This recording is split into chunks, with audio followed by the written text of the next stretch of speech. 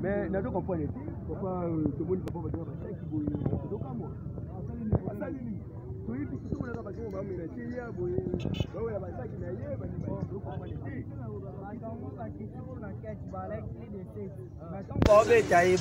ceux qui a répété les sous, histoire et mission à Bakal, Bakosa la Madi. Plus de 7 personnes. Ceux qui les sous sur les qui n'avaient mission à répéter que émission à Papa Bakal, Tokosa la Oya Togo et Madi. On m'a dit que tout le monde est journaliste. Les vidéos, on a ce qu'on évite. Votre lénion sur votre téléphone.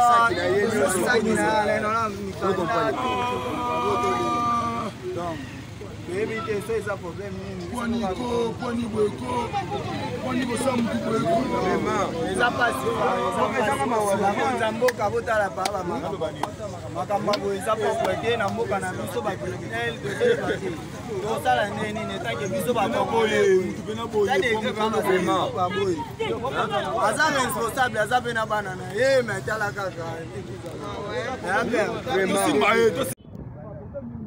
Mais nous comprenons pourquoi tout le monde ne peut pas dire que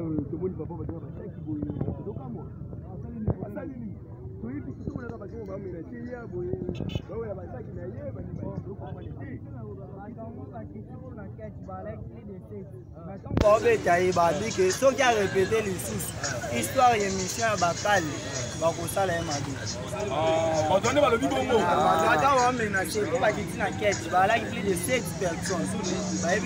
Ceux qui les sous sur les qui n'avaient mission à répéter que émission à Papa Bakal, Tokosa la Oya Togo et Madi. On m'a dit que tout le monde est journaliste.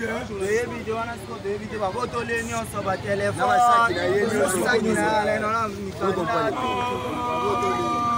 Donc, éviter ça problème.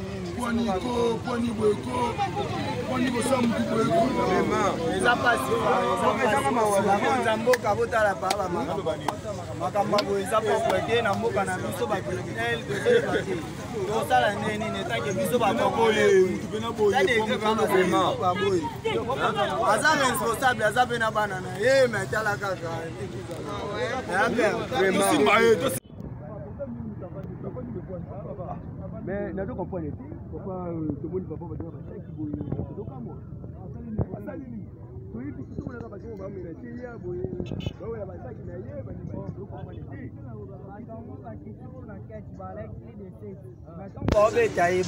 ceux qui a répété les sous, histoire et mission à Bakal, Bakosa la Madi.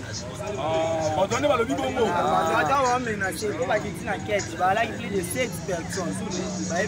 Ceux qui les sous sur les qui n'avaient mission à répéter que émission à Papa Bakal, Tokosa la Oya Togo et Madi. On m'a dit que tout le monde est journaliste. Les vidéos, on a ce qu'on évite. Votre lénion sur votre téléphone.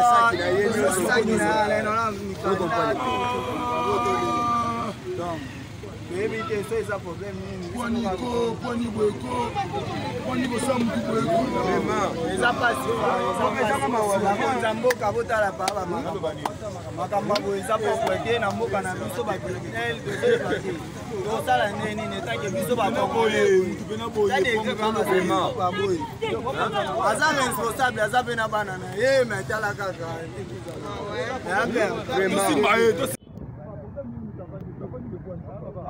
Mais nous comprenons pourquoi tout le monde ne peut pas dire que vous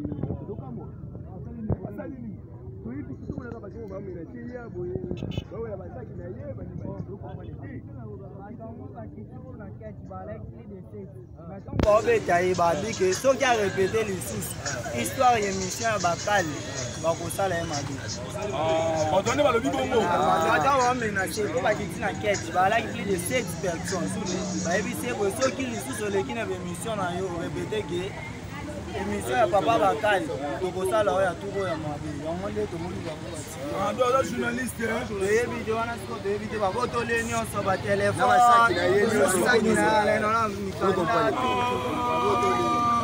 Donc, toyebi so eza problème nini eza pasi bakonza mboka botala pa makambo boye eza poko ete na mboka na biso bakriminel tozoyeba te tosala nini etanke biso baboye aza responsable aza mpe na bana na ye me tala kaka